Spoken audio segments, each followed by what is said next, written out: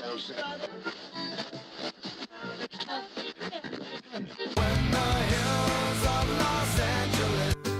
Angeles, I'm and most Hollywood nights. She goes to California, oh, California. What you say about Los Angeles? LA got the people saying.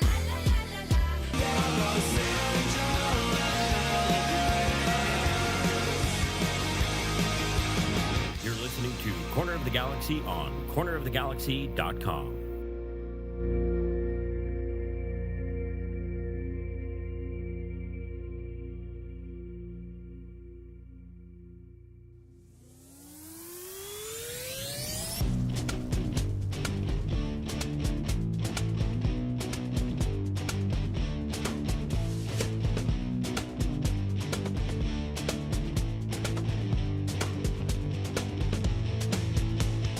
It's time for another episode of Corner of the Galaxy from the Box, the show that gets you behind the scenes of the LA Galaxy and into the minds of soccer reporters and MLS experts.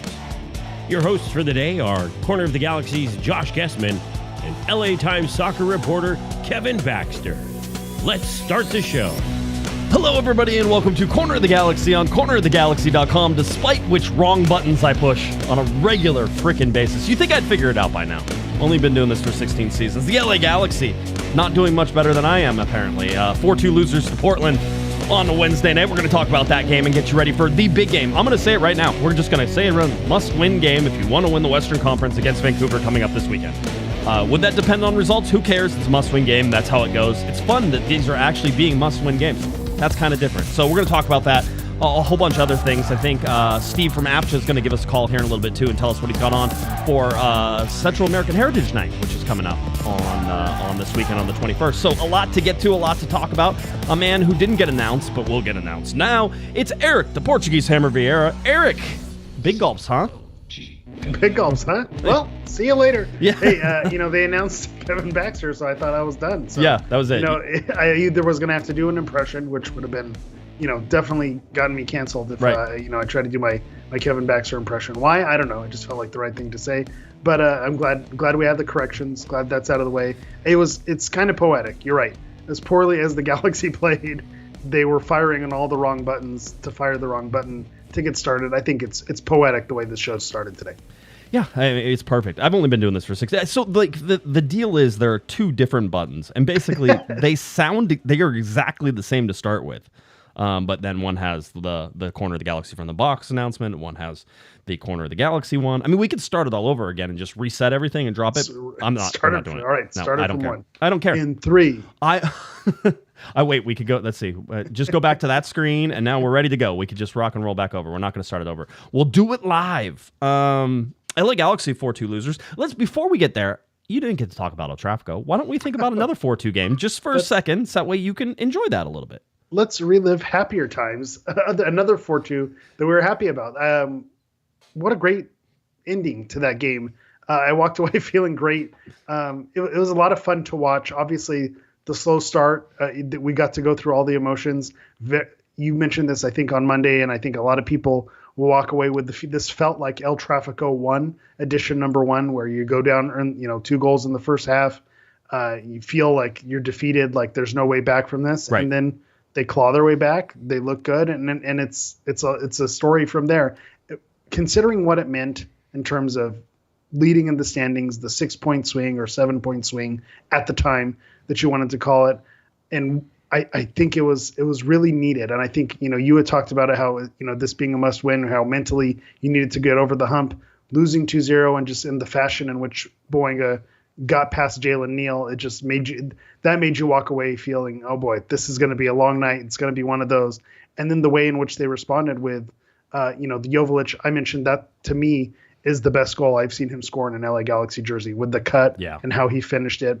We talk about him being a tap-in king. That was definitely not a tap-in. That was a self-created goal. And, he created that. And a beauty. Yeah. And a beauty nonetheless. And then Cerrillo doing his thing, from the top, and his celebration, like with that wry smile that he had, it felt like the vibes were vibing, and it was Vibes FC by the end of the night. And then Ricky doing the Matador at the end of the night. It seemed like everything lined up exactly where you wanted it to. And so now you have that mental edge heading into the playoffs and heading into this, race towards the end. We'll talk about yesterday's result and how it's a disappointment for the Galaxy, but now you're having the rivals across town falter as well, where a game at home where they probably should have walked away with 3 points, and they didn't. So that's why, like you say, those games in hand are not a given. But man, that second half was really fun to watch. When the Galaxy are firing on all cylinders and pushing all the right buttons, they are a lot of fun to watch. But when they're not, then we have what happened last night. Then you go and totally redeem yourself. That was the LAFC game for sure. Yeah, it's interesting. I expect this. One is, it's the end of the season. Teams are tired, and you can just see like fake mistakes are happening.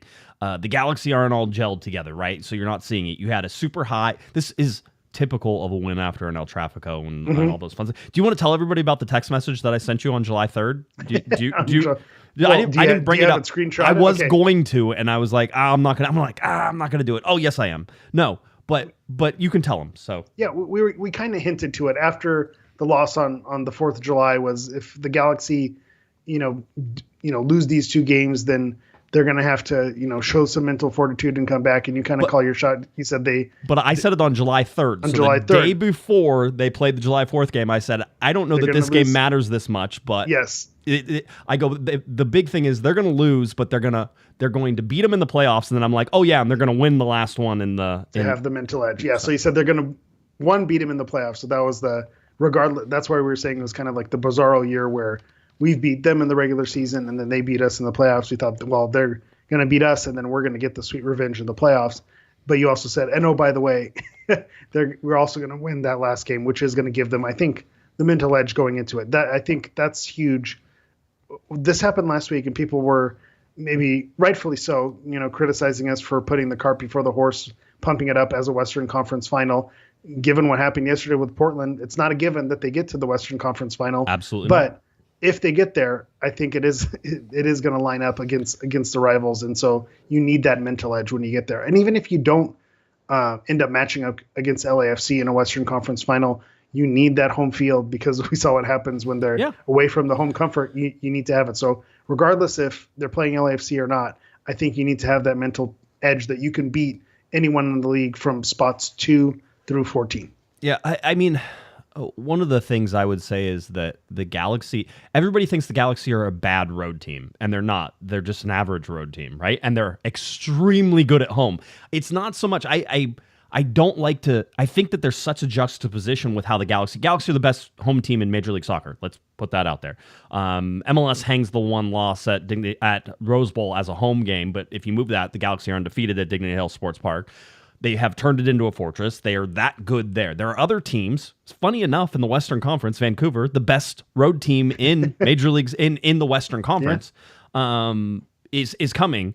There are other teams that are good on the road and not good at home. Vancouver actually is one of those teams that's sort of that opposite, except that they're not that bad at home. They're just really good on the road, right? So, and especially when you take into account that the Galaxy beat them in their home. Yep. So now it's time for them to return the favor. Yeah, I mean, these things tend to even themselves out, and I think we've noticed that there isn't a lot of separation in the Western Conference. The Galaxy actually created more separation than anybody right now whenever you look at the standings and everything that's going on. So there's some things there that I think go against the Galaxy. There's just things that go with the LA Galaxy. So again, I think it's important to have home field advantage, but guess what? You should always want home field advantage in the playoffs. Even the teams that don't play well at home want home field advantage in the playoffs, right? It's just different. It's different with how it works, and it's different how it goes. Well, go. All right, do we have a call? Well, we do, but if you want to talk for a second, you can.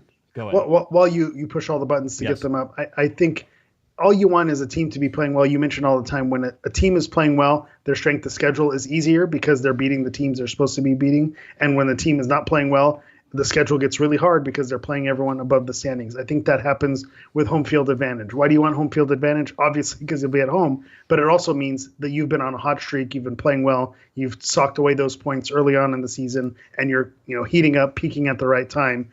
So that's what it means to have home field advantage if you're able to get hot at the right time. So I think that it's almost a too obvious thing to say, but I think it's important to point out that it's partially about the home field advantage, but also about having a team that's firing on all cylinders. Yeah, I mean, that's an important part of the whole thing. Well, before we get much further ahead, I want to welcome back to the show one of our good friends, is Steve from AFJA. Steve, do we have you there?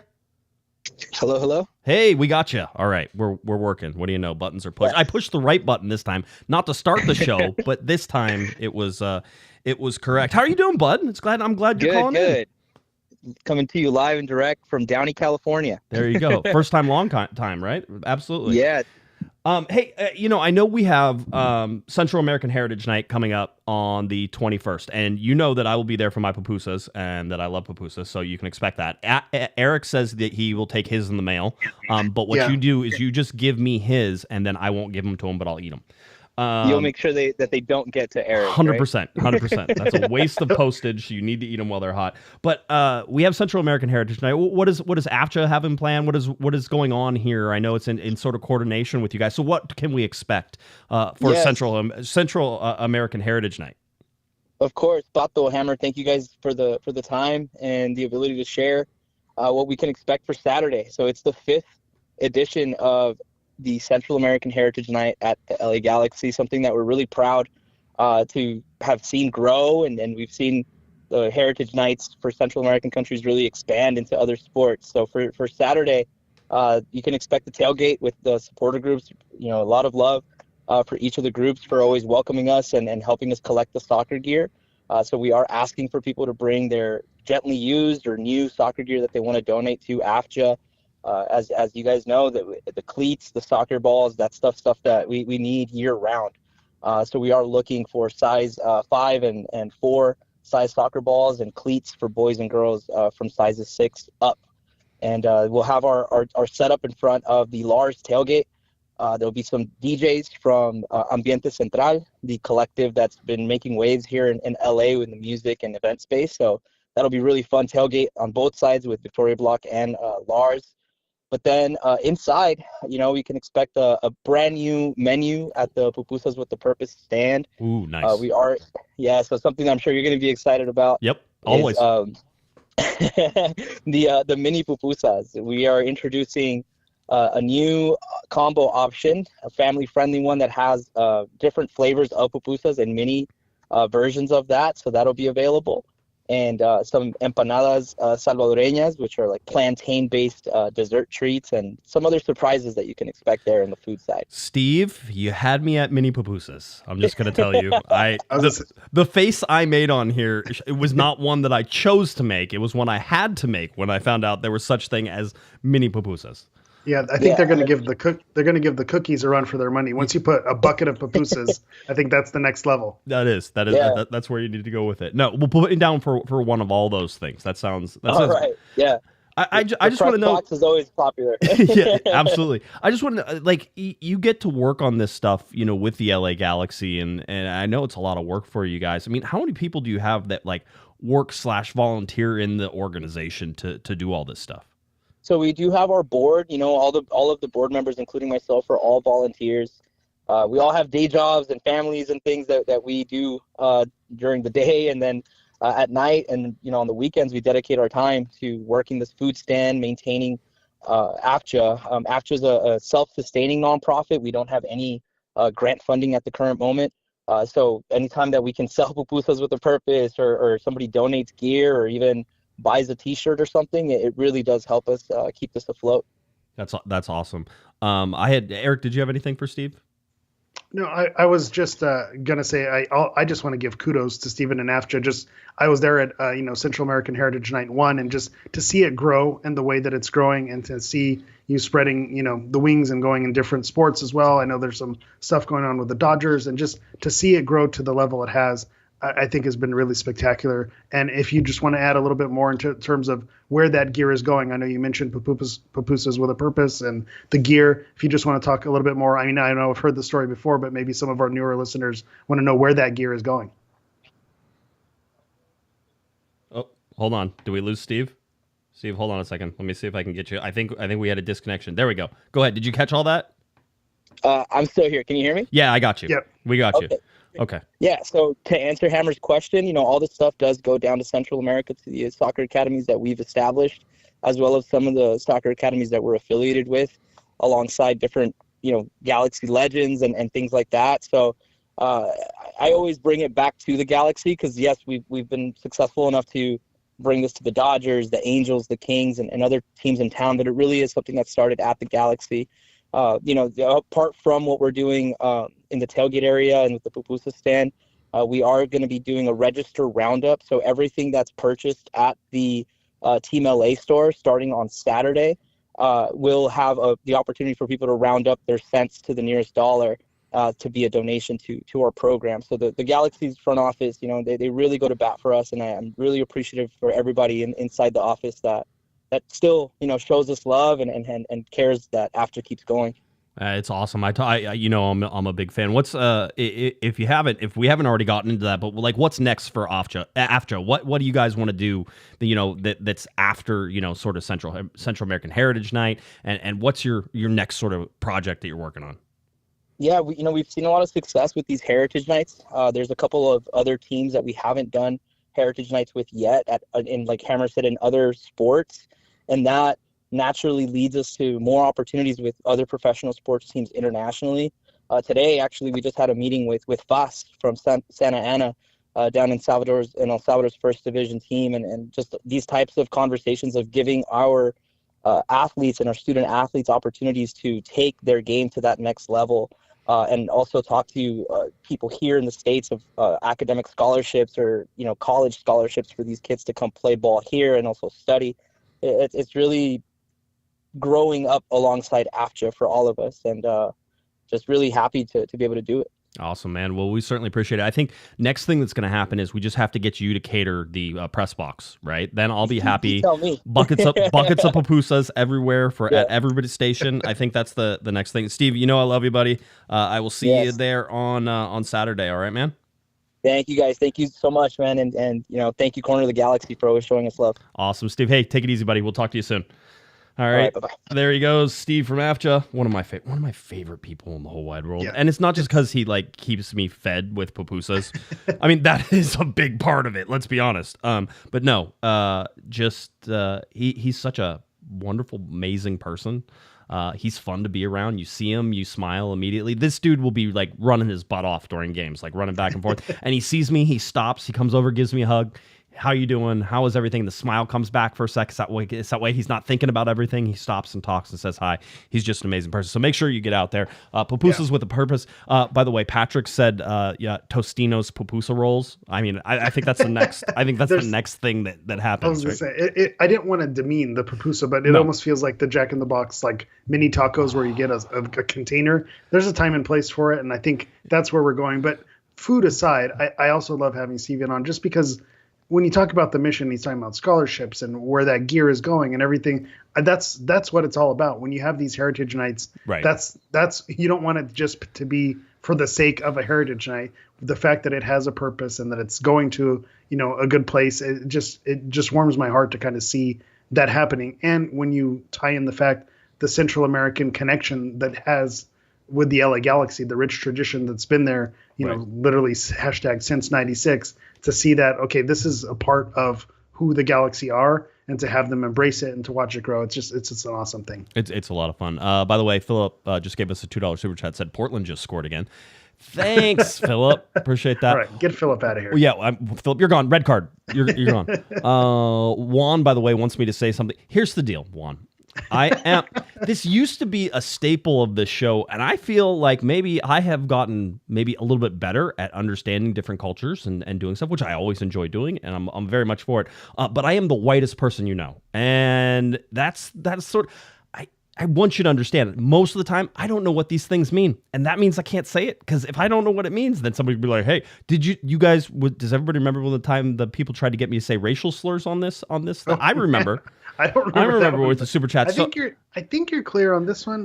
Maybe not. Maybe not. Borderline. Maybe not. It's borderline. See, even I know it's borderline because I don't know it for sure. So it's one of those. So it's one of those in a literal translation. You wouldn't say it in English.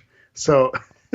So already so I'm walking a plank somewhere. I can tell. Adam, by the way, $10 super chat said, "Hey guys, I was listening to Extra Time, the NMLS podcast. Hey, Andrew Wiebe. I'm a big fan of Andrew Wiebe, Matt Doyle, all those guys.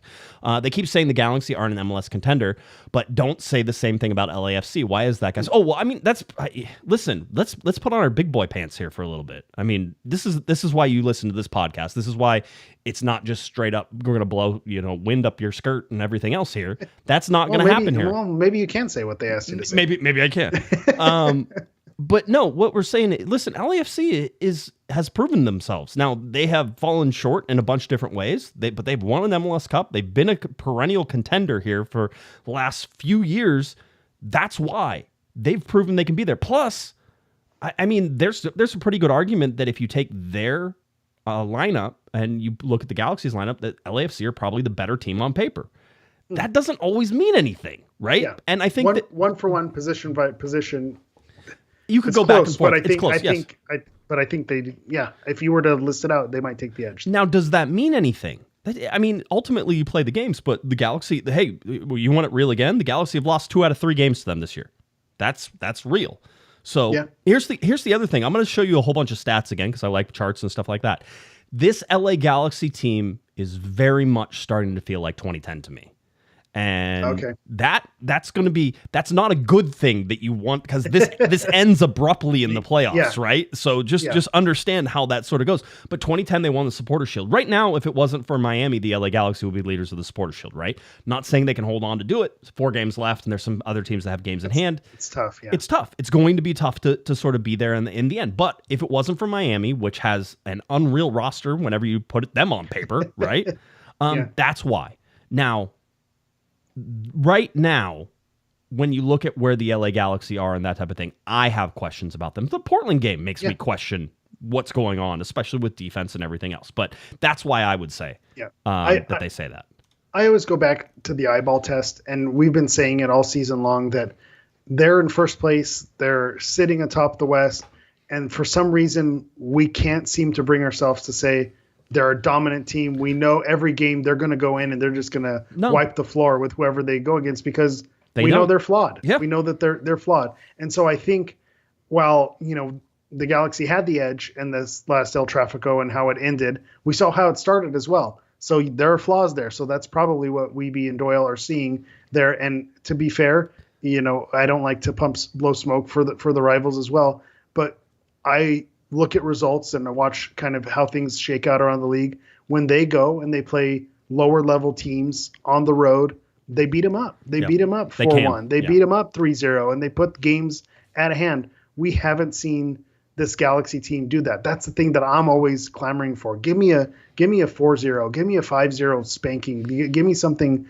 that, you embarrass another team. That's what that 20, towards the end of that 2014 season, I remember they were starting to embarrass teams as they went towards the late stretch on that run. That 2011 team had a few of those moments. So I think our eyeballs are not seeing the Galaxy do that, and that's probably why you're seeing, a head-to-head situation. We can get into the state media and maybe the favoritism towards the shiny new object. That's a thing. Yeah, that's a thing. Well, there's also an East Coast bias that's severe. Right. And by the way, there's 29 teams. There's 28 games every weekend. You have to watch 14 games. I don't want to stay up late to watch some of these games. I don't want to stay up late sometimes to watch the Galaxy game, especially whenever they go down 2-0. And last night was no fun. It was a school night. You're like, really? I'm like, I could be sleeping right now. But no, that's the thing. Now, here's the other part about that is that I don't think that there's a team in Major League Soccer, and I think the Galaxy are correct about this. They think they can beat anybody in MLS. I agree. They can beat anybody in MLS. Can you expect it every time? No, you can't. But they are certainly talented enough to beat anybody in there. So I think it's a bit of a gray area. Kobe Jones said, no doubt the Galaxy are in first place, and of course they're contenders. Yeah, they are. They're contenders. That's fair. They're going to be there. They're going to be there. If they're saying they're not contenders, then I think that's wrong. I think they are contenders. Are they favorites? That's a no. I would say no for me. But if the question is, are they contenders? They're in the conversation. It's Miami, Cincinnati, Columbus. I may even take Cincinnati out because where's the history of them getting it done when it counts? So and you could also say the same for Miami, but Miami's been dominant. Gonna be there. Yeah. Columbus is going to be there. I think LAFC is going to be there, and I think the Galaxy are right in there. They're in that that top 3, top 4. They are, but let's be clear. For me, there's a separation, right? Right now, I think Miami, as much as I've said it most that I don't trust them, I still don't trust them in the playoffs. I think they can be beaten. I think Columbus is the one that you're like, man, I don't know who beats them in the playoffs, right? Like it's one of those. But that being said, Miami has separated itself for me. Columbus is in that realm as well. I don't think LAFC this year is in that discussion. I think it's Columbus and Miami right now for MLS Cup on the Eastern side. And I think right now, unfortunately, I think it's the Galaxy, LAFC, and probably RSL. And RSL is so back and forth for me and wishy-washy and everything else, but they get it done. They're winning games, and if they win a game, then that moves them into position. They're in second place in the Western Conference right now, and they have a game in hand on the Galaxy. It's funny. There's 5 points separating the LA Galaxy and RSL right now, but there's a game in hand on that, and technically by winning the game in hand, RSL can't jump over the Galaxy, so they're not really. You just have to worry about LAFC, who's 6 points and 2 games in hand, and that means they could tie. But I think that this weekend could be the separation on that, which we'll talk about here in a little bit. But I want to get to one more super chat. Patrick, $10 super chat. He has given me money for the Pupusa Research Fund, right? And that's always seems. I like this. I like where we're going. That always seems like it's fair. Let's talk a little bit of LA Galaxy and Portland. We've been hinting at it and talking about it. LA Galaxy and Greg Vanney rotating a little bit, putting Gaston Brugman and Mark Delgado in there. That's after Royce and Cirillo suspended for this, but I think Cirillo would have gotten rotated anyway if he wouldn't have been there because, in my mind, that's a lot of minutes to put on those midfielders and do all that stuff. So it wouldn't surprise me. Greg is also trying to get people in and ready and available for the playoffs as well. And so it's this balance. They need to win games, but they also need to get guys minutes, and they have to do some other stuff in this. So fairly expected lineup, I think.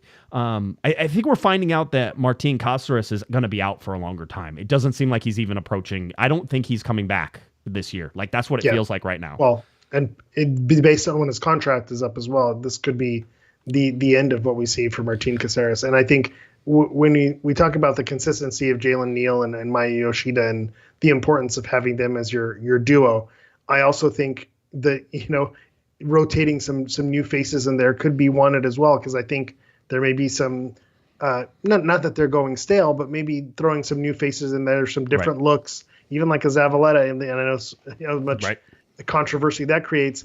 Then that lights a little bit of a fire under Neal, lights a little bit of a fire under the other options to make you think, okay, what's happening next? Who's going to start rotating? Because as much as we've championed the defense this year, that they're not as bad as maybe some people make them out to be, that it's not always on the defense, that, the bad giveaways from Ricky Puig or the midfield in transition play, when they get caught too far forward, it puts the defense in a bad position. But I think in this game, I think it's fair to say that the defense could have been better. At the end of the day, they are employed to defend.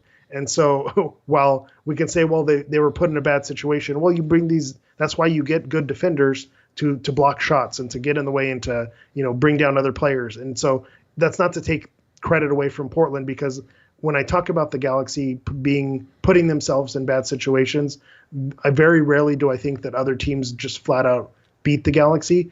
You have to give Portland credit as well. Evander, what he was able to do, they boat raced the Galaxy. Those were good players, on fire, playing well, and then having a defense not up to snuff against it. That was the worst of both scenarios, where you had solid players who are going to be hard to defend anyway, and then you had the defense just not having their best game, and it all kind of fell apart. So I think this game, more than others, it's fair to be critical of the defense. This was not the defense's best showing. No, it wasn't, and the team put them in bad spots continuously throughout the night. All those things can be fair too. You're right; they have to play the one-on-one defending. Listen, I'm going to tell you right now, there aren't a lot of teams like Portland who can go goal for goal, and Phil Neville was correct, because if you were listening to the broadcast and everything was going on, they said Phil Neville wanted to outscore the Galaxy. That's how they're going to play. Great game plan. He did. That's what it was. And there aren't too many teams like Portland that have the speed around the edges that's really going to cause problems for somebody like Miki Yamane, or, and we talk about John Nelson, who's been outstanding coming in for Julian Aude. And injury update on Julian Aude, he is expected to be available for Saturday. He won't start, and Greg Vanney basically said that, but he is going to be available. for selection. So I wouldn't be surprised if you see him come into the game on that. But getting through the rest of the rotations, Miguel Berry got the start for Dejan Joveljic. Remember, Joveljic still just coming off of that injury and had to start in the LAFC game and played that time. And so you don't want to risk that right away. He did come into the game in the Portland game as well, and was able to get some minutes in there. But it was about trying to rest, recuperate. No Marco Royce, same reason. You're got a guy who's a little bit older, who didn't have a preseason, who's coming in and just basically jumping right in and playing. There's really no need to risk him on that night. Portland is a difficult place to play. It always is. Portland usually does pretty good against the LA Galaxy, although Kevin Acevedo, who's in charge of PR communications, was talking and was saying, that's the first time that the Portland has beaten the LA Galaxy, I think, in the last like 6 or 7 games. Basically, since Kevin, who worked with Portland, came over, he's never had to be on the losing side of that. Keeping track, yeah. Yeah, exactly. So, yeah. The one thing I was going to say also, obviously, I meant to say that we have to give Portland credit for what they did. But my eyes were also telling me a different story than what the scoreline was. 100%. You pointed out with El Trafico, with your recap, that going back and watching the highlights, it felt awful going down because it's a rivalry game and it's in El Trafico. You're thinking, man, the Galaxy are playing horribly. But then when you actually go back and you watch the highlights and you rewatch that first half, the Galaxy had a lot of great moments in that El Trafico. I had the same thing with this Portland game. Those first 15 minutes, I felt like it's just a matter of time. The goal's going to come. The Galaxy have points away at Portland. Like, it's going to happen. And then it went wrong. It went sideways with the counterattack. But I didn't see horror. I saw the Galaxy with chances. It comes down to missing out on your opportunities. And this could have been a 4-4, 5-4, 6-5, just barn burner, type of game. It ended up being, 4-2, the most goals that the Galaxy have allowed this season. But the Galaxy was in this game. And the funny thing, we mentioned Joveljic and Royce, how they didn't start. When they came in, I felt like the Galaxy looked so much better. They did. And they were more exciting and more dynamic. Yep. And then that's when they let in the other 2 goals. So, again, it raises the eyebrows. And I think when we have that conversation, are they MLS Cup contenders? Do they have a chance? Right. Yeah, they have a chance, but there's also these games where you go, man, I could see it going wrong also. I mean, that's a performance, quite honestly, you could see the Galaxy doing at home too, right? I mean, they haven't, but it is something. So many chances. Ricky Puig, by the way, you have to give him credit. He created all the chances for the LA Galaxy on the night, for the most part. He was the creator. He was creating everything. His shot execution, not even his shot selection. Sometimes we get on him about his shot selection. His shot execution was atrocious. He couldn't find the net most of the time, and I think he had 1 or 2 saved that were probably some pretty good shots. I mean, the other part is that John McCarthy let in 4 goals and had a monster night. How does that even happen, right? I haven't done my champion of the match yet, just with, the game being on a school night and it being what it is. But he was going to be one of my, honorable mentions in the mix. Oddly enough, in a game where the Galaxy let in the most goals they've let in all season, this is one of the few games that John McCarthy, I think, deserves credit for keeping them in it, even more so than maybe it could have been. This could have been a 5-6, 6-2, 6-1 trashing. Yeah, it could have been. So here's my take on it. And I think Greg Vanney said it afterwards. And we used to talk about the first 15 minutes. You're like, man, if you go back, you'll find a tweet of mine talking about the first 15 minutes. And I was like, man, calm, controlled, understanding where they need to be, not rushing, not hurrying, not doing everything. And Greg Vanney afterwards said, sometimes he thinks that the guys get impatient. And he said it a bunch of times. And when the Galaxy don't play well, we've talked about it here on the podcast many times. When the Galaxy don't play well, they're usually trying to rush things. They're usually impatient with what they're trying to do. And you saw that with the amount of forced passes. And plus, Portland was doing a good job of clogging the middle like they do. Evander was a terror. I mean, geez. Yeah, what a player. Amazing game.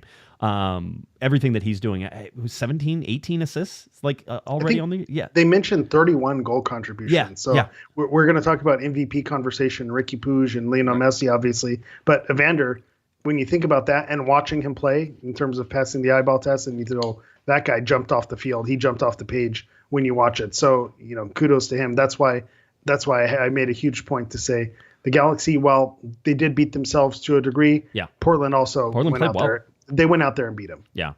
Boat race is like a baseball term, I'm pretty sure. Like you go out there and get boat race, like the Dodgers boat race the Marlins today, 20-3, right? Does Shohei play striker? Yeah. I think we can use a backup striker. Yeah, I heard he hit a home run in the Portland game too. No, it's one of those where you look at what happened and you're like, yeah, you just got beat. You got played your own game in a lot of ways. Greg Vanney talked about the impatience. I think sometimes that's vague to people who aren't watching every game and sort of understanding the nuance that I think Greg Vanney sees. For me, it's usually readily apparent. And the big tell there is the miss passes, the forced passes, the turnovers, the transition games. And by the way, people talk about the LA Galaxy being a possession-based team, and they are. But you also have to adjust that a little bit in your mind, because the Galaxy, I think, are first or second in transition goals in Major League Soccer. That's not a made up stat. The LA Galaxy are one of the best or the second best transition teams in Major League.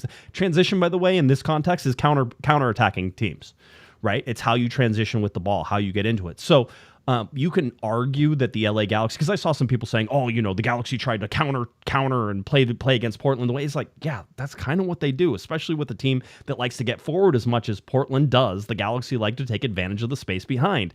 And then when the Galaxy were trying to take space behind because they were impatient with it, they gave the ball away in spots where they had overcommitted to going forward and doing other things. Then what happens? You get countered and transitioned on the other way, right?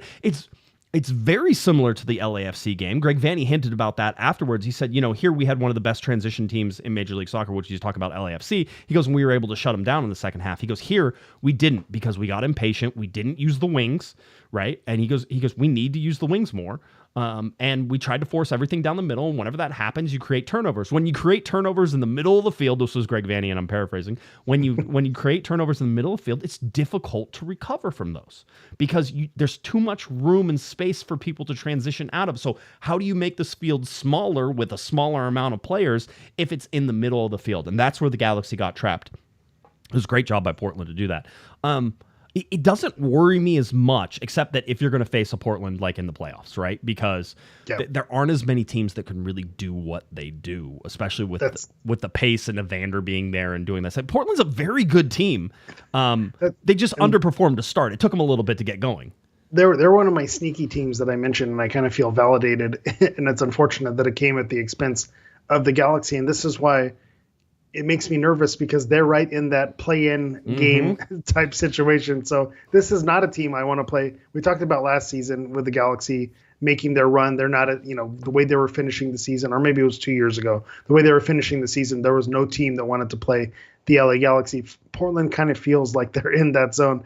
I don't know that, given the teams in the Western Conference, that they're the team that I want coming into Dignity Health Sports Park. So that says all you need to say about how their performance and how good they looked. Yeah, Portland in the 8th spot, so they're in that 8-9. That's why, by the way, because people were saying, hey, you would have thought they won the MLS Cup with the way they celebrate. They're celebrating because that's a huge win against top in the Western Conference. Remember, that's where the Galaxy are now. They're not a 13th place team. They are a first place team, right? First in the conference, and they needed those points in that situation. The other part of it is just the finishing. The finishing was not there. Craig Post stood on his head too, by the way. So he had 2 or 3 excellent saves that kept the Galaxy from scoring goals. I think people were like, oh, Marco Reus needs to be more selfish. Sure, I can go with that. But I'm also not going to tell Marco Reus how to play soccer, right? It's one of those. It's like, if he thinks the pass is there, then the pass is probably there. It's like, did they not execute whenever you gave them the pass? He's sort of like, hey, in the Bundesliga, that guy makes that play. It's one of those. He's like, I'm used to passing it there, and those guys make those plays. He has to adjust a little bit for that. Yeah, I think Marco wants to be there. The Galaxy created the chances. If they didn't execute them, they couldn't finish them, and they made that game. That game was 3-2 until the 80th minute, right? And then it was 4-2, right? So you're 1 goal away, and you thought, quite honestly, I thought the Galaxy were going to get it. They had a chance to get it. I thought this was going to end a 3-3 draw. That's how I thought that game was going to end, especially when Royce came in and Jovalic came in, and they were looking good. They were looking better than they did in the first half. I thought the equalizer was coming, and then it just didn't. To Royce's point, in terms of needing him to be more selfish or to take things on, this is who Marco Reus is, and I think it's who has been as a player.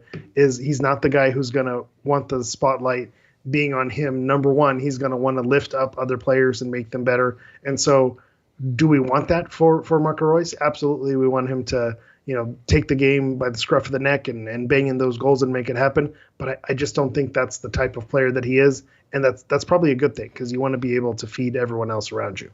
First time in 2024, the Galaxy have allowed 4 or more goals. Happened 4 times, by the way, in 2023. But overall, in the Greg Vanney era, it's only happened 7 times. So in the other 3 years, they only allowed it once each year. Once in 2021, once in 2022, now once in 2024. So, again, looking at the results and how it sort of sits, it's sort of like, it's one of those games. This was definitely we miss you, Chris Mavinga.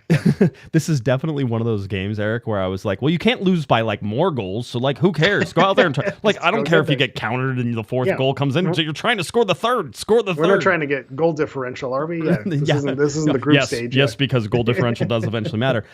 First tiebreaker, I believe, is wins, and then it goes to goal differential. So that's something to keep an eye on as we get a little bit closer. Adam already jumping ahead. $5 super chat. The referee for Saturday's game is Jair Marufo, who's refereed Galaxy games more than any other MLS team in history. I think he has like 50 Galaxy games or something like that. It's like a long. We're familiar with Marufo's game. Yeah, we are familiar, sir. Football Mania $2 super chat. When was the last time the Galaxy clinched the playoffs? In 2019, 2020, 2021? Did they make the playoffs? I can't remember now. Is that it? But it may have been like a decision day. You clinch when you not, clinch. They were in 4th. Yeah, 2022 was the last time they clinched in that. So I mean, even if it's the last day, you do eventually clinch. Clinching this early, I think you have to go back to.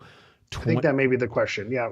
When was the time they clinched in a situation like this? Yeah. 2011, maybe 2014 was a. By the way, I was looking at the points totals and stuff like this. We tell ourselves this myth. I like to break this myth up every time. We like to tell people that in 2014 the Galaxy snuck into the playoffs, but they were just hot and the whole deal. The Galaxy started winning in June. Okay, they started winning in June, and here I'll just go to the chart just so that way you can laugh with me. And look at 2014 in totals, 57 points. They were 2 points better than this team right now through 30 games. Don't tell me they snuck into the playoffs. All right, they didn't.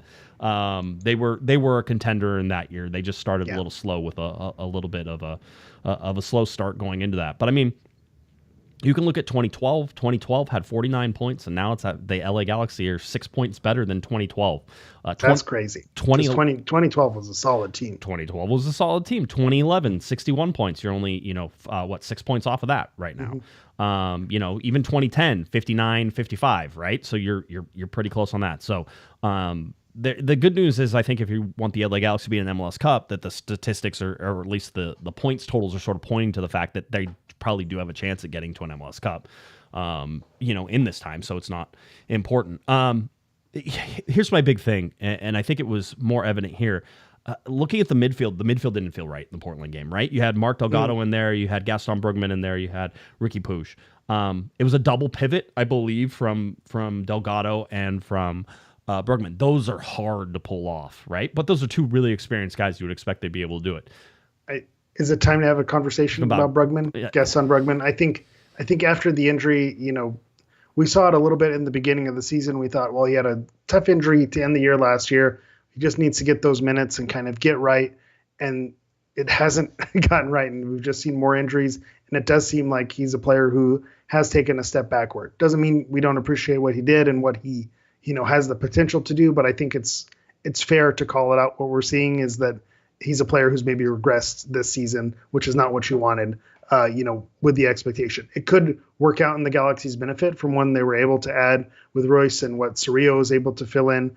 It might not be that big of a loss. It's not a Douglas Costa situation where, well, that was our DP winger. That was all our hopes were kind of hinged on that. On that, it's not that situation, so that's the good thing. Right. But I do think it's fair to say that the Brugman we're trending in the wrong direction with him. Yeah, and listen, I still think with the injury he had and the stuff they had, you may not get full Gaston Brugman back till like next year, right? I mean, that could very well be where you're at with it. But having said that, I think he serves an important part on this team. I think that he'll continue to come off the bench. I think he'll be able to play important roles, but you're going to have that. And I just think the pace of the game is just a little bit too fast for him right now. And again, that's coming off of a severely long injury. Yeah. That's part of it for sure. The mental part of that sometimes can just be difficult to get over. Like, I don't know. In my mind, I still feel injured. Even if I'm not injured, I'm still thinking about the injury. I'm still doing it. He's out there playing on turf, and he's like, hey, am I gonna injure something else again? I don't know what he was thinking, and I can't tell. But I just know that it's always more complicated than people think coming back, especially from big injuries like Gaston Brugman had. And so I'm not ready to throw in the towel, because the one thing is you don't have to, because the Galaxy have the parts and pieces to make sure that you don't have to rely on Gaston Brugman, like you pointed out, right? So I'm not necessarily concerned about that, but it's one of those things. I think it's still really good that you can bring somebody like Gaston Brugman off the bench, or you can bring somebody like Mark Delgado off the bench.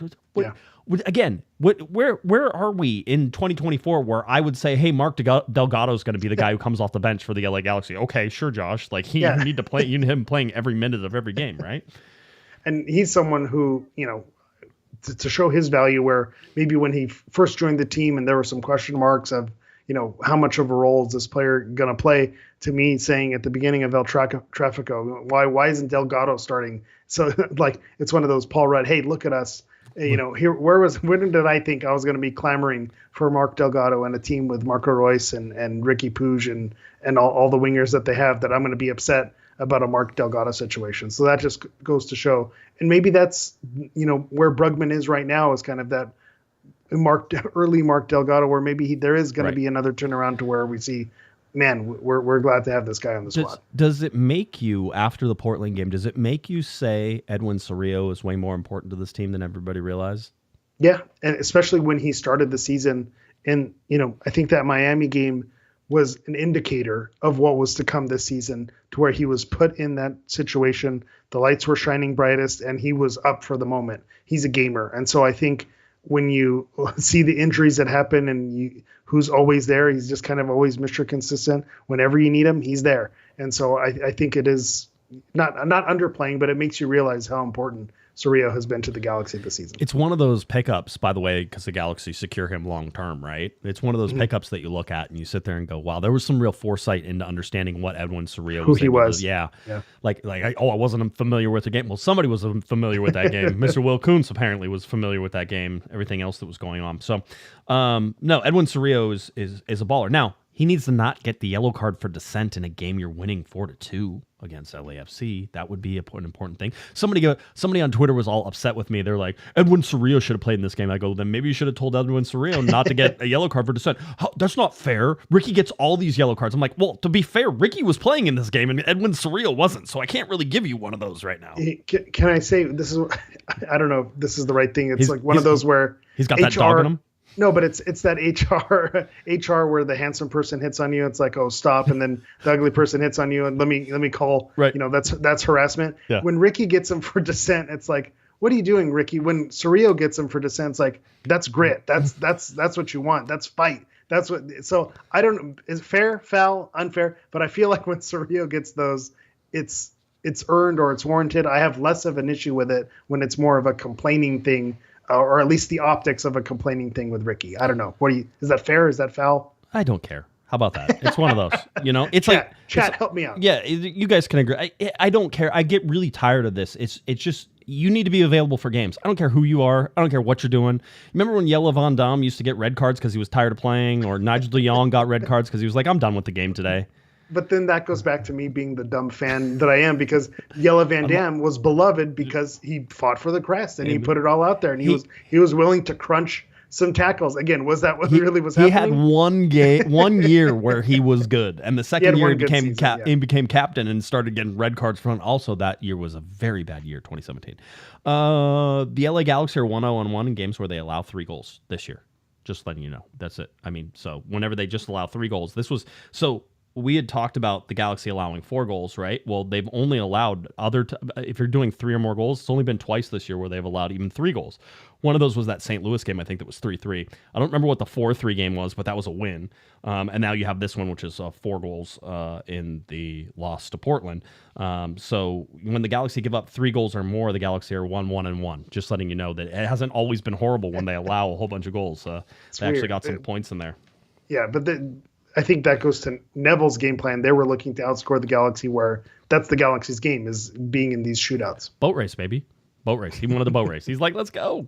Real quick, some league news. The top selling jerseys came out. Ricky Puig, number 7. That was the only LA Galaxy player in the top 25, which is strange and new and exciting. People were making a big deal about this. One, Lionel Messi, duh. All right, like who was gonna? I mean, he's got a chokehold on right? the youth. I'll tell you that right now. Oh, I see him all over the place, everywhere I go. Yeah, yeah. I was in Colorado and walked by a kiosk and there was a Messi Miami jersey like up. I'm like, of course there is. Of course they don't even know Colorado has a team. That doesn't surprise me. There were some charts in here that the Athletic put out. Jeff Ruder putting out sort of the thing, and he says the LA Galaxy are back for real. It was one of those who's like, no, for real. I'm not joking this time. Just looking at the LA Galaxy, how long has every side been in each game state? Losing, drawing, winning. The Galaxy have only been in losing positions 24% of the time. They've been drawing 43% of the time and winning 33% of the time. If you want to know the team that has spent the least amount of time losing, Columbus. See, this is every time I read a stat, it's a Columbus stat. I'm like, Columbus is just they're coming after ones. The non-penalty XG difference per game. The LA Galaxy very much sort of right in that positive 0.27. LAFC at tops 0.61 in the positive.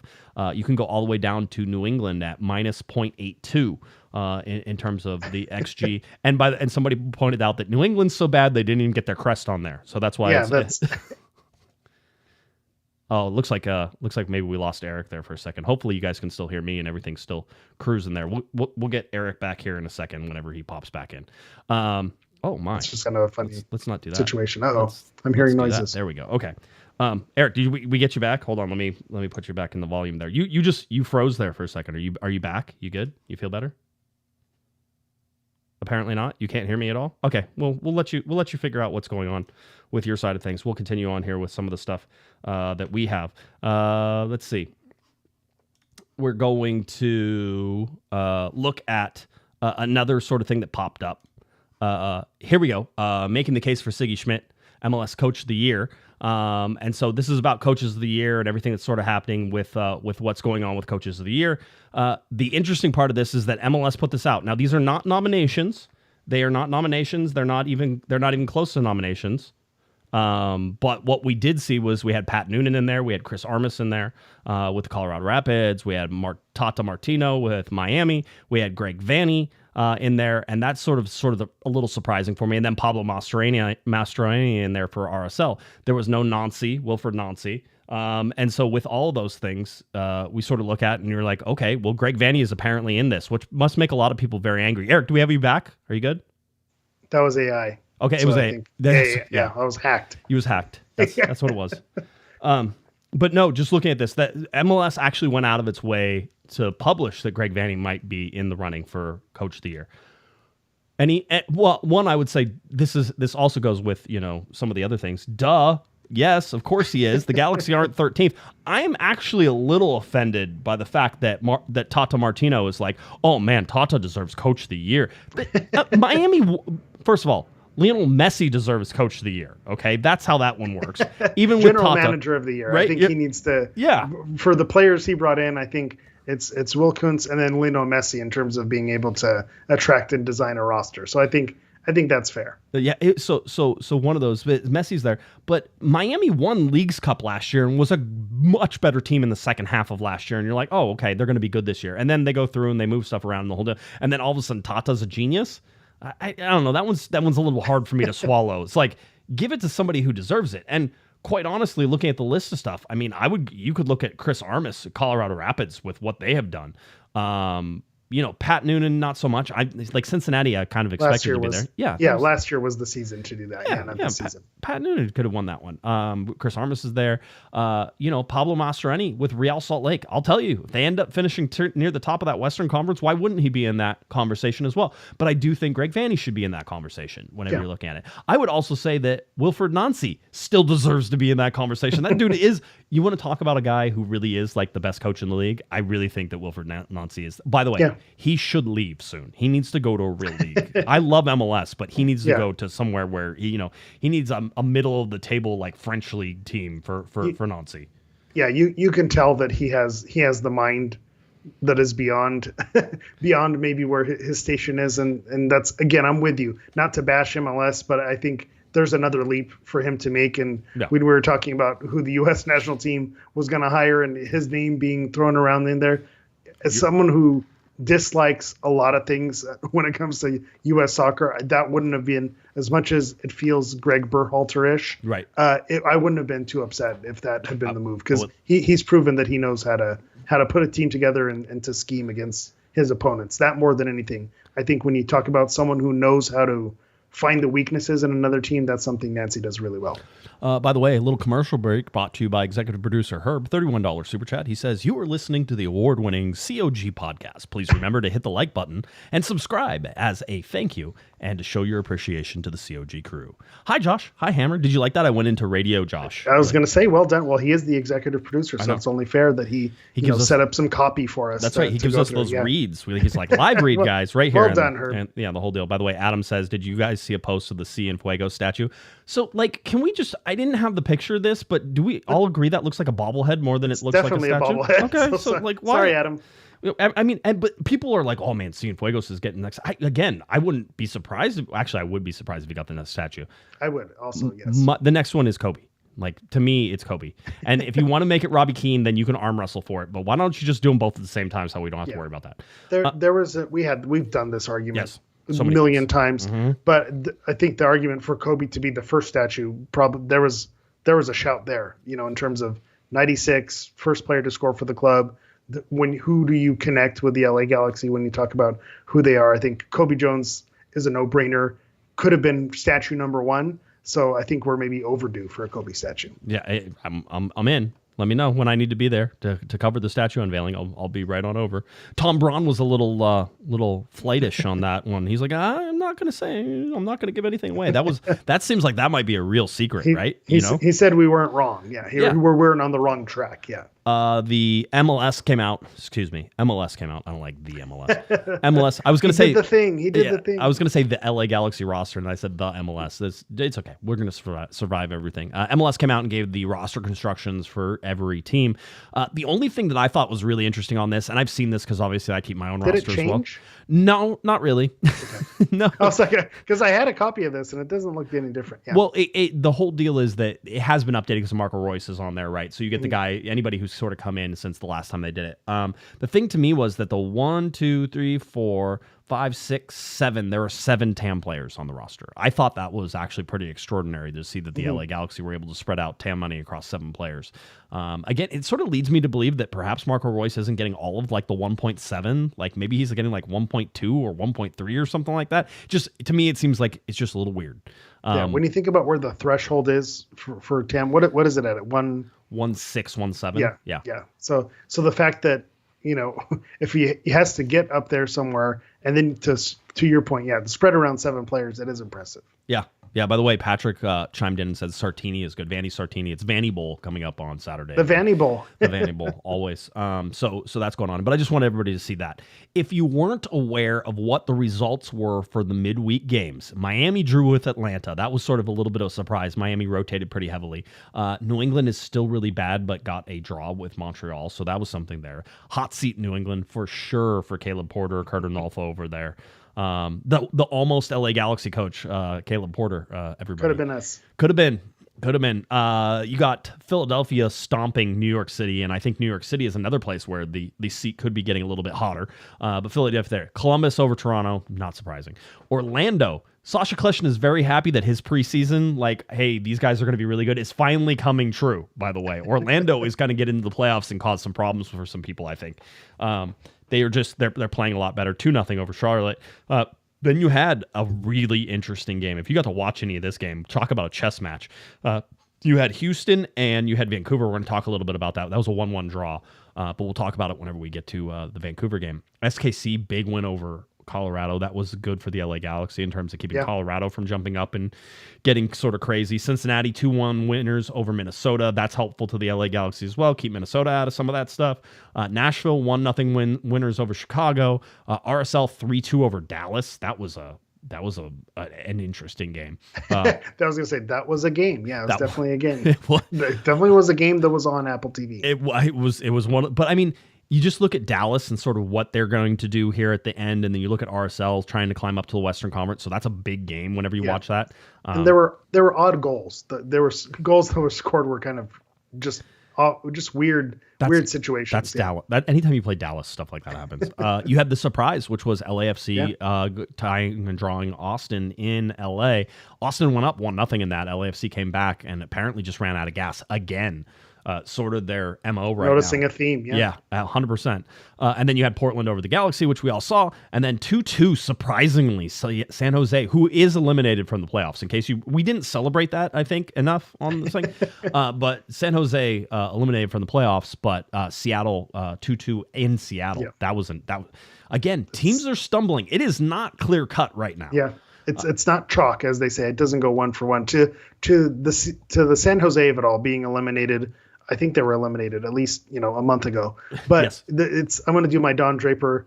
I don't think of you at all. So again, we can celebrate that San Jose was eliminated, but also San Jose doesn't take up any space in my mind right now. So I think that's even more insulting. Well, the fact is San Jose doesn't take up any space in their fans' minds recently because there's not a lot there. 18 points total for San Jose. The first team in Major League Soccer to be eliminated from playoff contention for this season. Just going over it again, the Galaxy 5 points clear of Salt Lake. We talked about it. Those 5 points consist of a 1 game in hand for RSL. So if RSL wins that, then they'd still be 2 points shy of the LA Galaxy if we're playing the game in hand game, right? And then you have LAFC, who's 6 points, and that was after their draw. It's such a fine line. The Galaxy end up getting a draw in Portland somehow, and you keep it 7, and you keep the control of the destiny. Would have been huge, yeah. Yeah, so we'll look at the matchup for LAFC this weekend just because it's important. These are the games you're going to want to watch the RSL games. You're going to watch the LAFC games. You're going to want to know what those scores are and how the separation is, so that way you can tell where the Galaxy are. Because I don't think this is clear cut at all. I don't think any of these teams in the Western Conference are just going to win out to cause problems. I think it's going to be back and forth, a little here, a little there, give and go. And if that happens, I think the Galaxy are in good spot to take advantage of that.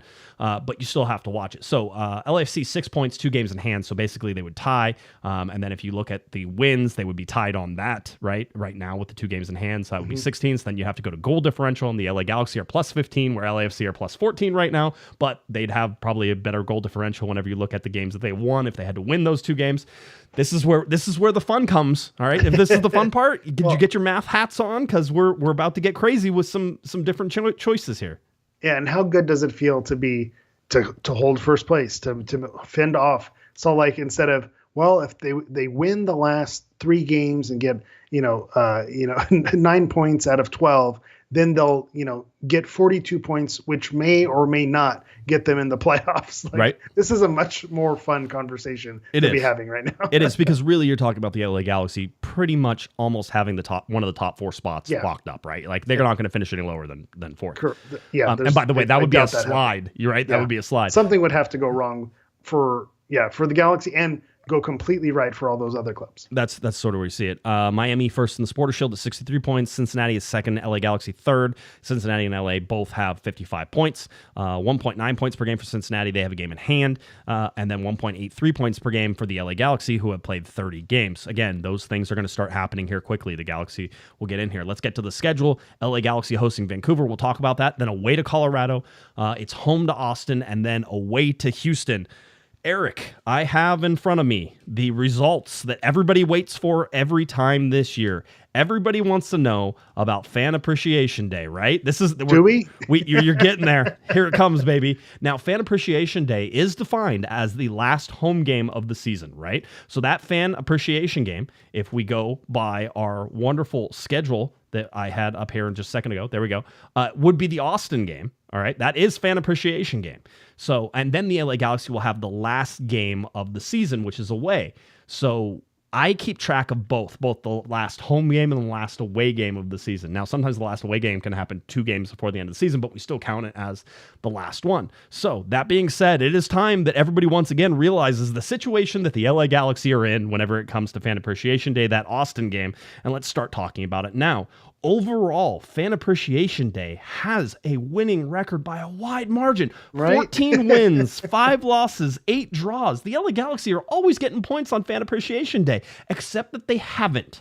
All right? Fan Appreciation Day, since 2013, the LA Galaxy have 1 win, 4 losses, and 6 draws. The last win on Fan Appreciation Night was, of course, ironically, 2017, where the LA Galaxy were atrocious. Yeah, that was an embarrassing one. And I think this is going to take research, outside of, COG's capacities. But I think since it was branded Fan Appreciation Night, I think that's what it is. That's where it all went wrong. That's where it all went wrong, because obviously the last game of the season at home was always a thing. But I think, it becoming quote unquote Fan Appreciation Night, that's a newer thing than maybe they've been doing since the beginning of the club's inception. Yeah, very well could be. So anyway, that was your Fan Appreciation Night stats for everybody. The other thing that I sort of wanted to point out was the winning percentage, the losing percentage, all that fun stuff. I actually went and sorted the charts. You're not going to see them, but I'm going to tell you. As far as it goes across the LA Galaxy's history, win percentage wise, the LA Galaxy in 2024 sit at 53.3% win percentage. If that ended right now, that would be finished 8th overall for all seasons for the LA Galaxy. So they finished in the top 8 in terms of win percentage, right? If you want to look at loss percentage, the LA Galaxy would be in the top 6th right now at 23.3%. They would be in 6th place overall against all other LA Galaxy teams. The team that had the lowest loss percentage was 14.7%. That was in 2011. All right, so 23.3, 14.7, right? 2016, by the way, 17.6, but 2016 had like a bazillion draws. 2014, by the way, 20.6%. Remember, again, I was trying to tell you that, they snuck into the playoffs. They didn't sneak into the playoffs. Yeah, that was a good team. That was a good team. They were a good team.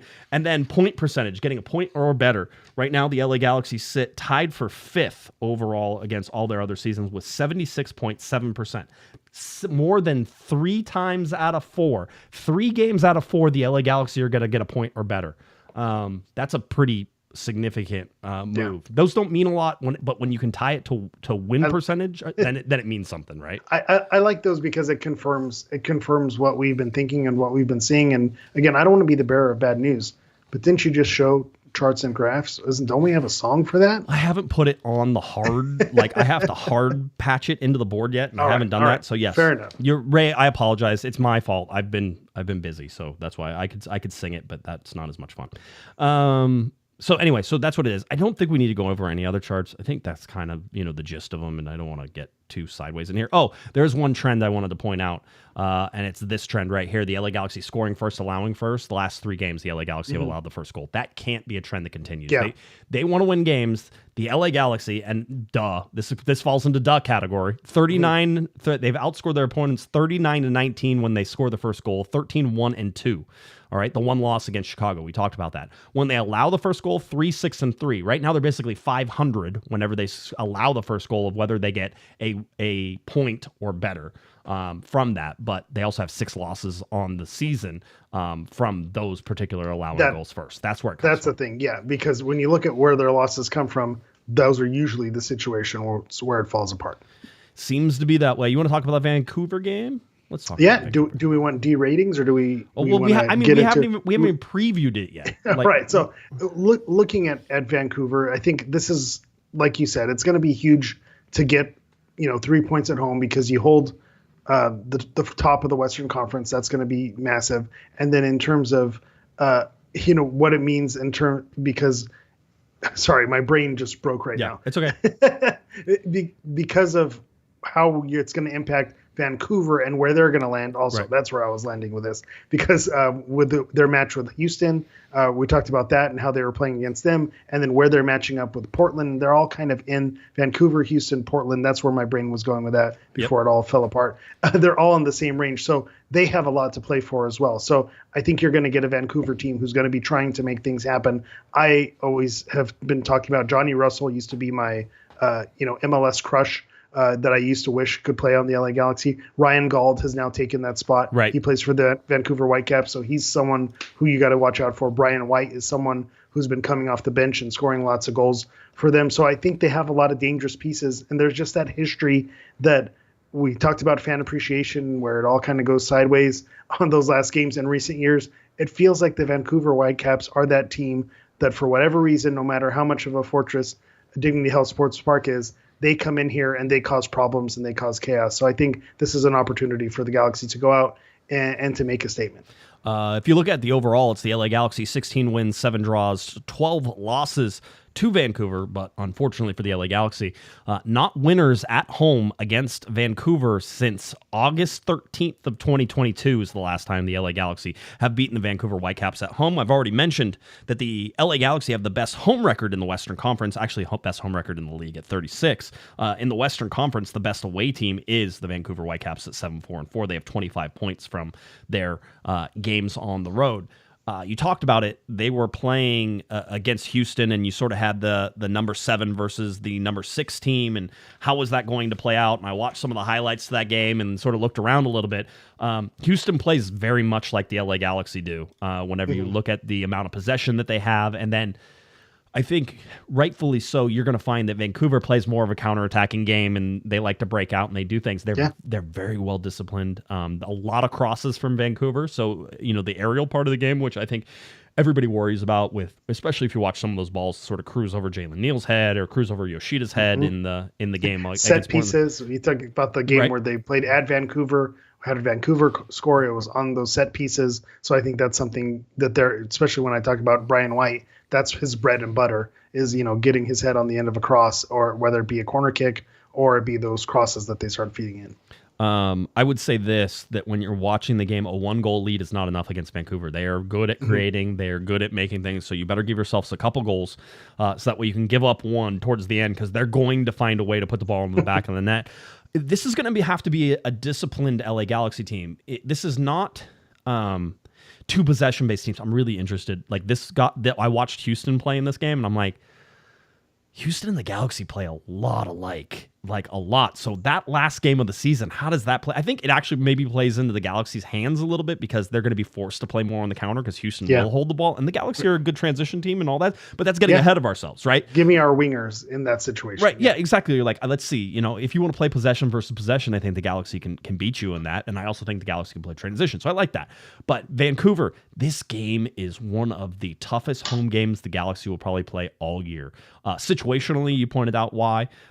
The other part about this is that we can look at other games that are going on. And I think it's important to look at those while we're sort of looking at this. But we told you, let's pay attention to the RSL game. Let's pay attention to the LAFC game. Well, LAFC will be on the road in Dallas, a place nobody likes to play. Still hot. It's hot still, again. Okay, good. Again, think the heavens that they're going to get 90-degree weather this weekend. So good. Make them suffer. So you're going to see that. Plus, they will play 2 hours before the Galaxy. The Galaxy will know what that result of that game is. That's always nice whenever that happens, all right? The other part about that is that RSL will be hosting Portland, and Portland going on the road and playing against Real Salt Lake. That's going to be a really interesting matchup there. So I think the matchups line up well for the Galaxy, that if you get a win, this could be the separation that you're expecting. Yeah. Right. You talk about the 6 points right now. Well, I think there's a better than zero chance that LAFC drops points against Dallas in Dallas, because that's a tough game usually to play. That being said, I think there's a good chance the Galaxy can pick up points against Vancouver. I think it's a must win. I've already said that. It's a must win if you want to have the Western Conference. The Galaxy have 2 home games remaining. It's against Austin and against Vancouver. And to me, you have to win both those games, right? So that's just, those are simple. You want to be first in the Western Conference, win both those games. Then you have to figure out how to pick up points on the other 2. And one of those might have to be a win in order for you to really clinch things. And have they lost 2 in a row this season? Galaxy have not. Okay, so this is another one of those that fits into that narrative of, I think it was Yoshida that was quoted as saying, good teams don't lose 2 in a row. And so the winning 3 in a row for Vanny was the conversation for so long. But I think losing 2 in a row this season is something that's been a topic of conversation. So that is on the line in this game, which is huge. All right. Do you have D ratings? Go for it. I do have D ratings. So again, the LA Galaxy at home, our favorites being number 1 in the West, they're 54.5% favorites. A draw is 23.6% chance, and then Vancouver with 21.9%. So while we're giving Vancouver a lot of credit, put all the money on Vancouver. I'm just telling you. D ratings is not a fan of Vancouver in this game. Yeah. I'm really interested to see this game, just in terms of how it lays out. Is there plus or minus? Plus or minus, yeah. So if you want put money on it, Vancouver is plus 275. Or sorry, so no, that was the opening line. So right now it's plus 280 for Vancouver. So if you like Vancouver winning, There's money to be won there. Galaxy's minus 117, so don't like that. But maybe you do. Maybe you're confident. Hey, the Galaxy are at home. They're going to handle their business on a lower level. Vancouver team who's below them in the standings. Are the stats finally catching up to the LA Galaxy being good at home? Like, have they finally figured it? They're like, man, they've been pretty much like locks this year. Vegas, home. Vegas is in line with the Galaxy being no one to mess with at home. So they like to protect their money there. So they're favoring the Galaxy at home, and then a draw at plus 291. That's I don't hate. Again, I could see Vancouver clawing back and the Galaxy starting off hot and then the defense falling apart.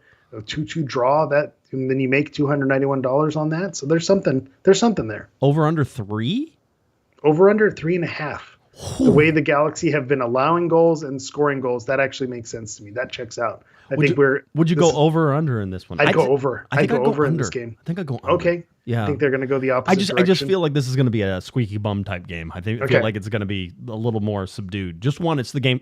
Hey, everybody, welcome to game 3 of 3, right? I mean, that's right. That's a good point. Remember to point that out. Yeah, that's where it all falls apart. Not on the road this time, right? Don't ever go on a road game that's 3 of 3. Yeah, so that should be a little bit more tired for Vancouver, who was on the road against Houston. So they were on Houston, they come back, go to Vancouver, and then they're flying back down, I believe, to or maybe they flew straight to LA. That also could have been the thing, right? But regardless, they're not in their probably not in their beds tonight as everything sort of gets ready on Thursday night. Predictions guaranteed to be wrong, sir. Go ahead.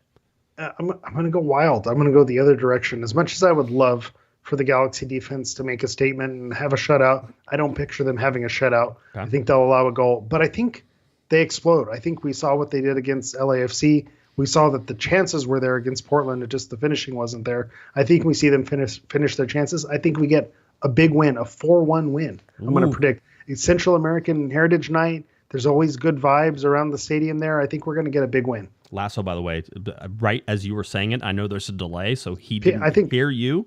Yeah. 4-1.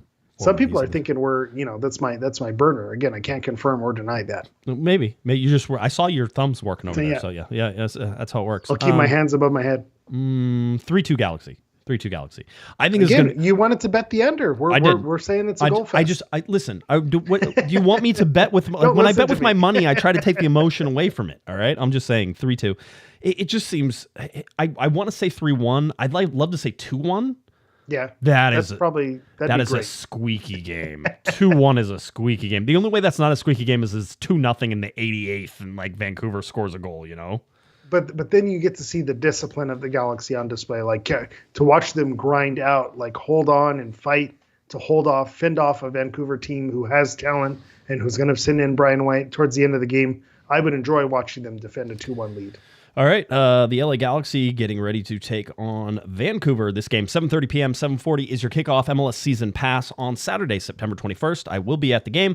We got free train rides this weekend at the Train Club, so if you want to come on down, feel free. 21st, 22nd, 10 a.m. to 3:30 p.m. Have to be 31 inches tall and able to walk in order to ride the trains, but we love to see you out there. Train rides are free, but if you're out of my train, I expect a good donation. So anything else? By the way, in Costa Mesa, if you want to. You can message me if you want on Twitter or anything. I'll give you all the details that you want, but ocmetrains.org, free train rides coming up. And then next is October for the free train rides.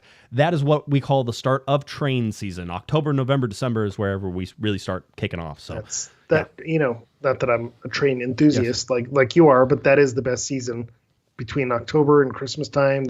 That's the best time to head out there and get yourself on one of those trains. Yeah, you should be setting yourself up for December when Mrs. Claus, Santa Claus, and the Grinch will be there at the railroad. Again, everything's free. We just ask for donations, and we appreciate everybody coming out. So I have all day Saturday. I'll be running trains, and I'll run home, take a shower, drive up to the stadium, watch that game. Get home at 11:30, 12 o'clock, whatever. Go to sleep, wake up at 6:30 in the morning, jump back out there, do trains for 5.5 hours. Again, my wife really loves these weekends. Again, luckily you're getting paid a handsome sum for all of those things that you're doing. All the fake jobs I collect, the fake money I collect, right? All that fun stuff. No, it's going to be a good time. Anything else you want to plug? No, I think we're good. Go to Central American Heritage Night, support the cause for AFJA, bring some cleats, bring donations, be ready to have a good time and support everything great that they do. I can't sing their praises enough. All right, Hammer, tell people where they can find you. Let's go.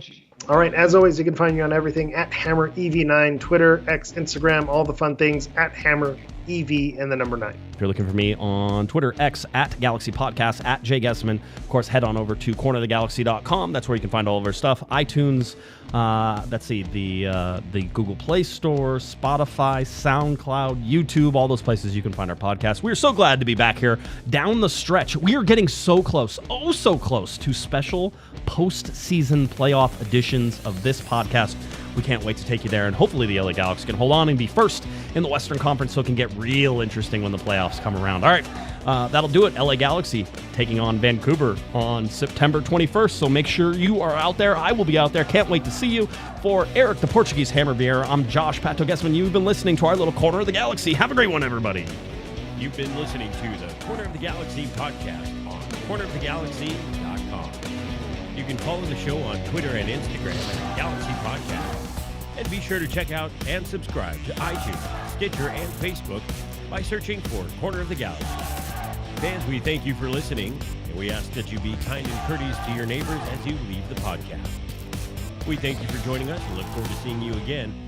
Until then, I'm Michael Araujo, and on behalf of the entire Corner of the Galaxy crew, goodbye.